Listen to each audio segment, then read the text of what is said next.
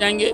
लोग राष्ट्रवाद के नाम पर, विकासवाद के नाम पर वोट कर रहे हैं। पश्चिम में भी हमारी सरकार को, हमारी पार्टी को चंद्रकिशोर के लिए हम दोनों आदमी गए थे सिफारिश करने के लिए कि चंद्रकिशोर जी को मंत्री बनाया जाए, तो हम उसमें के व्यक्ति हैं। मैं अपने पार्टी के जो प्रत्याशी होते हैं वो अक्सर योगी जी और मोदी जी के नाम को यूज करके वोट मांगने का काम। राम, जय श्री राम, कमल का फूल, कमल निशान, यही तो नारा हम लोग देते हैं। योजना का चर्चा करते हैं, नारा देते जाते हैं, हाथ वोट जोड़ते जाते हैं। कुछ लोग पसंद करते होंगे, कुछ नहीं पसंद करते होंगे। ये तो जनता का हो सकता है। जिस पार्टी में समाजवादी पार्टी का जनपद पनियरा विधानसभा क्षेत्र से हजारों हजार कार्यकर्ता है, 35 एप्लीकेशन पड़ा था और टिकट मिलता है भूसवल यहाँ से 70 किलोमीटर दूर के कार्यकर्ता को। किस बेस पर टिकट मिलता है? यहाँ के कार्यकर्ता क्या करेंगे? समाजवादी पार्टी का कार्यकर्ता जो वोट मांगेगा समाजवादी पार्टी के प्रत्याशी के लिए, चाटेगा लेकर के उनको। तो लोगों में ऐसा चल रहा है कि जो चौरसिया समाज था वो बीजेपी का कट्टर वोटर है। तो क्या इस बार आपको मानना है कि मतलब चौरसिया समाज बीजेपी से कर सकता है? 2022 चुनाव को लेकर के सभी जगहों पर अब जो जनप्रतिनिधि हैं उनके समर्थन में शीर्ष नेतृत्व के जो बड़े लीडर हैं वो आकर के अपने अपने प्रत्याशियों के पक्ष में जनता से वोट मांग रहे हैं। इसमें हम विधानसभा पनियरा में हैं और हमारे साथ पनियरा से वर्तमान विधायक ज्ञानेंद्र सिंह हैं जो बीजेपी से दोबारा से विधायक हैं। आइए इनसे जानते हैं, इनका जो क्षेत्र में चर्चाएं चल रही हैं उसको लेकर के इनसे बात करते हैं। सर, रफ्तार इंडिया न्यूज़ पर आपका एक बार और बहुत बहुत स्वागत। आप सभी को भी धन्यवाद। सर, कुछ लोगों का एक आ रहे हैं, सुन रहे हैं हम तरह तरह से जगह चर्चाएं चल रही है कि पश्चिम में बीजेपी का सीट कम हो रहा है। तो सर यहाँ पर थोड़ा सा हम आपसे जानना चाहेंगे, यहाँ को लेकर के, चूँकि आप प्राक्कलन समिति के चेयरमैन भी रह चुके हैं, तो यहाँ को लेकर के, इस पूर्वांचल को लेकर के क्या नज़रिया आप रखते हैं? पहली बात तो पश्चिम में भी हमारा सीट नहीं कम हो रहा है। कहने वाले तो कहेंगे ही, हारने वाला भी कहता हम जीतते हैं, तो कहने वाले तो कहेंगे आप उधर से चुनाव होता है। यार आप ज़रा बताइए, आप ही लोगों के चैनल पर देखा जाता था जो आप लोग गाँव गाँव जाके पूछते थे, सुरक्षा के नाम पर पश्चिम साइड में ही, कानून व्यवस्था के नाम पर, विकासवाद के नाम पर महिलाओं का, मुस्लिम महिलाओं को भी हम लोग उस चैनलों पर देखा जाता है, पढ़ने वाले बच्चों का समर्थन मिलता है। तो चूँकि अब इस नाते केवल मान लिया जाए कि माइनॉरिटी का क्षेत्र है, इस नाते केवल मान लिया जाए कि ये यादव बाहुल क्षेत्र है, इसलिए सीट वहाँ जीत जाएंगे। लोग राष्ट्रवाद के नाम पर, विकासवाद के नाम पर वोट कर रहे हैं। पश्चिम में भी हमारी सरकार को, हमारी पार्टी को कोई दिक्कत होने वाली नहीं है। और पश्चिम की बात मत करिए, मैं तो पूरे प्रदेश की बात कर रहा हूँ। और आप जहाँ बैठे हैं सारी सीट भाजपा की निकल रही। इसके इधर तो आप जाएंगे लखनऊ से इधर जाएंगे तो एक आध सीट कहीं इधर उधर होने वाला होगा, 2-4 सीट तो स्वाभाविक है, चुनाव है, चुनाव में जीत हार होता है। लेकिन पश्चिम में भी भारत चूँकि चुनाव हो गया, आप कुछ बोलने से, कहने सुनने से कम बेशी तो होना नहीं है।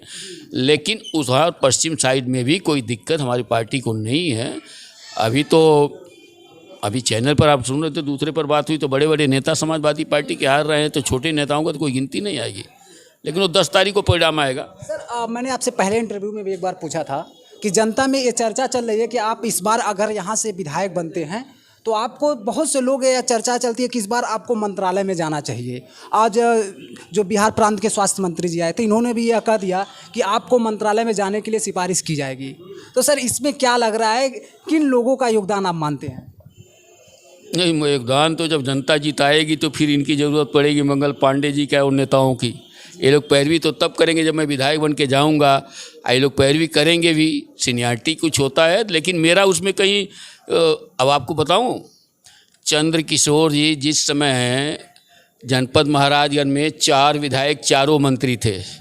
मैं ही केवल एक विधायक था जो मंत्री नहीं बना था। पंकज चौधरी जी और हम कल्याण सिंह जी के आवास पर जाकर के चंद्रकिशोर के लिए हम दोनों आदमी गए थे सिफारिश करने के लिए कि चंद्रकिशोर जी को मंत्री बनाया जाए। तो हम उसमें के व्यक्ति हैं, मैं अपने लिए तो कुछ कह नहीं सकता। मेरा नाम पिछले बार भी चैनल पर आया, आप लोगों ने भी देखा होगा, सुना होगा, पढ़ा होगा। नहीं कि वो शपथ ग्रहण हुआ, कारण कुछ हो सकता है, पार्टी की कुछ अपनी व्यवस्थाएं हो सकती हैं। तो मेरा कोई अपना सपना नहीं है कि मैं मंत्री बनूंगा तभी खुश रहूंगा।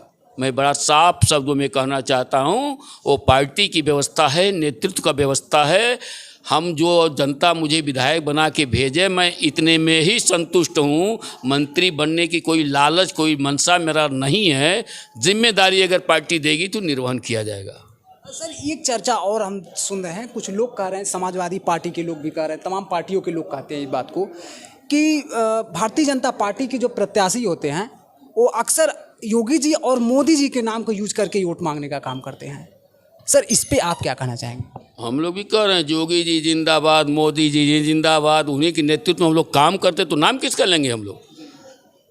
केंद्रीय नेतृत्व की जन कल्याणकारी योजनाओं की चर्चा करते हैं, प्रादेशिक नेतृत्व के मुख्यमंत्री योगी आदित्यनाथ जी के जन कल्याणकारी योजनाओं की चर्चा करते हैं, मोदी जी योगी जी बार बार हम लोग नाम लेते हैं। अब हम अपना नाम क्या लें वोटरों से? हम कहें ज्ञानेंद्र सिंह हमको वोट दीजिए। हम लोग तो कमल का फूल, योगी मोदी कमल का फूल, जय श्री राम कमल का फूल, कमल निशान, यही तो नारा हम लोग देते हैं। योजना का चर्चा करते हैं, नारा देते जाते हैं, हाथ गोड़ जोड़ते जाते हैं। कुछ लोग पसंद करते होंगे, कुछ नहीं पसंद करते होंगे, ये तो जनता का विषय है। एक चीज़ और सर, कहते हैं कि चूँकि सर जो चर्चाएं चल रही क्षेत्र में, मैं उन्हीं पे बात कर रहा हूँ, तमाम लोग जाते हैं, लोगों से बात करते हैं, तो एक चीज़ और है, लोग कहते हैं कि भारतीय जनता पार्टी के लोग चुनाव के टाइम पर सर राष्ट्रवाद का नाम लेते हैं। नहीं, लोग कहते हैं, कुछ लोग कहते हैं, वो कहते हैं जिनके अंदर राष्ट्रवाद है ही नहीं है। राष्ट्रवाद भारतीय जनता पार्टी के रग रग में, कार्यकर्ताओं के रग रग में है।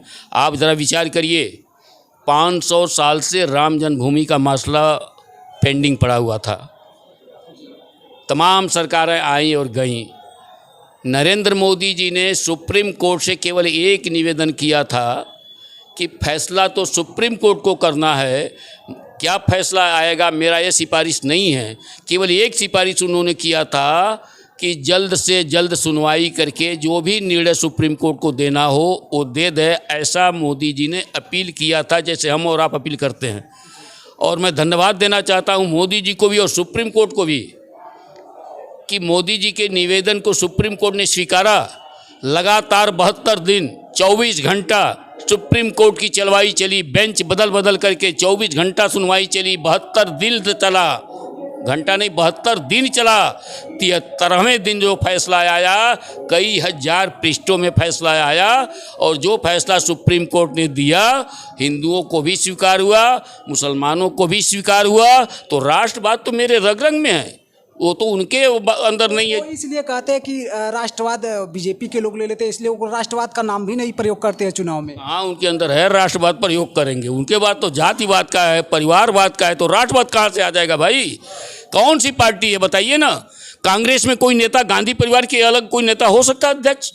मुलायम सिंह जी के परिवार में मुलायम के परिवार का कोई अतिरिक्त कोई कार्यकर्ता हो सकता है? जिस पार्टी में समाजवादी पार्टी का जनपद पनियरा विधानसभा क्षेत्र से हजारों हजार कार्यकर्ता हैं, 35 एप्लीकेशन पड़ा था और टिकट मिलता है भूसवल यहाँ से 70 किलोमीटर दूर के कार्यकर्ता को। किस बेस पर टिकट मिलता है? यहाँ के कार्यकर्ता क्या करेंगे? समाजवादी पार्टी का कार्यकर्ता जो वोट मांगेगा समाजवादी पार्टी के प्रत्याशी के लिए, चाटेगा लेकर के उनको। तो मेरे पार्टी और उन परिवारवाद पार्टी में, जातिवादी पार्टी में बहुत अंतर। अभी हमारे मंगल पांडे जी ने कहा है नरेंद्र मोदी जी के विषय में, ऐसे नरेंद्र मोदी जी जैसे हमारे पार्टी में बहुत से लोग हैं। अब नरेंद्र मोदी जी फ्लैश हुए, प्रधानमंत्री बने, विश्व के नंबर 1 के नेता बने, लेकिन मोदी जी जैसा त्यागी पुरुष हमारे पार्टी में बहुत से कार्यकर्ता हैं। वो अपने दायित्व का निर्वहन करते रहते हैं।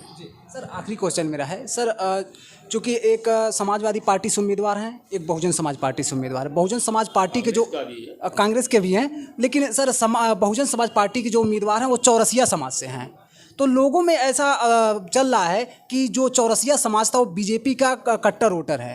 तो क्या इस बार आपको मानना है कि मतलब चौरसिया समाज बीजेपी से कट सकता है? मैं क्यों मानूं? वो तो हम बसपा के प्रत्याशी को विचार करने पड़ा और पता चलेगा 10 तारीख को। चौरसिया समाज मेरे कहने से भाजपाई नहीं है, उसके अंदर रग रग में, जैसे मैंने कहा भाजपा के कार्यकर्ताओं में, वो स्वयं से जुड़ा हुआ राष्ट्रवाद से, वो स्वयं से जुड़ा भाजपा से। चाहे वो चौरसिया समाज हो, कोयरी समाज हो, गौंड समाज हो, ये तमाम समाज ऐसे हैं, हम लोगों के मांगने से उनका वोट नहीं मिलता। और आपको जानकारी होगी, अब प्रश्न तो आपको करना ही है मुझसे, जब प्रश्न मुझसे कर रहे हैं तो आप तो प्रश्न करेंगे, अच्छी बात है। लेकिन वो जिस घमंड पर बसपा का प्रत्याशी आया था कि चौरसिया समाज का हमको इतना वोट मिल जाएगा, बहुजन समाज पार्टी का इतना वोट हमको मिल जाएगा, अभी उनके खेमे से, हम लोग सभी खेमे से पता कराते हैं क्या चलता है, तो सभी पार्टी जीत रही है। हमको लगता है चौरसिया में जितने उनके प्रचारक नहीं हैं उससे ज़्यादा मेरे कार्यकर्ता प्रचार कर रहे हैं चौरसिया में। कारण है वो पहले से जुड़े हैं, हमसे भी जुड़े हैं, पार्टी से जुड़े हैं। वो केवल उन्हीं चौरसिया परिवार का वोट पाएंगे, एक गांव में एक घर, दो घर, तीन घर, जो रिश्तेदारी में जोड़ पाएंगे, रिश्तेदारी रिश्तेदारी रिश्तेदारी रिश्तेदारी तक पहुंचेंगे, उसी परिवार का वोट पाएंगे। और किसी रिश्तेदार के कहने से कोई चौरसिया बसपा को वोट नहीं करने वाला है। बसपा शुद्ध रूप से भाजपा का वोट है, विचारधारा का वोट है, वो विचारधारा से जुड़ा हुआ है। और तो और समाजवादी पार्टी के प्रत्याशी आए हैं, हमारे पास सूचना आई है, दो तीन जगह कह चुके हैं।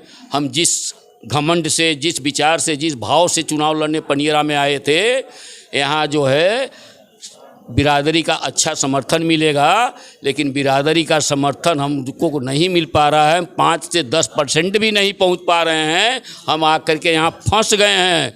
ये समाजवादी पार्टी का प्रत्याशी का मैं नहीं कर रहा हूँ, मेरे पास सूचना आई है, मैंने इस तरह की चर्चा 2-3 जगह कर चुके हैं अपने लोगों में। तो चुनाव में तो दीवार के भी कान पहले से होते हैं, चुनाव में तो एक शब्द कहीं बोला गया तुरंत पहुंचने में कहीं देर नहीं लगता है। तो ये बिरादरीवाद लोग देख चुके हैं पिछले चुनाव में। बहुत बहुत धन्यवाद सर बात करने के लिए। तो हमारे साथ थे पनियरा से वर्तमान विधायक और बीजेपी के दोबारा से उम्मीदवार ज्ञानेंद्र सिंह जी। उन्होंने बताया पनियरा में चल रही, उन क्षेत्र में चल रही तमाम चर्चाओं से पर्दा साफ साफ आज रफ्तार इंडिया न्यूज़ के माध्यम से इन्होंने हटा दिया कि जो लोग जातिवाद की राजनीति करते हैं, जो लोग जात के नाम पर वोट मांग रहे थे, उनको भी इन्होंने साफ साफ जवाब दे दिया है।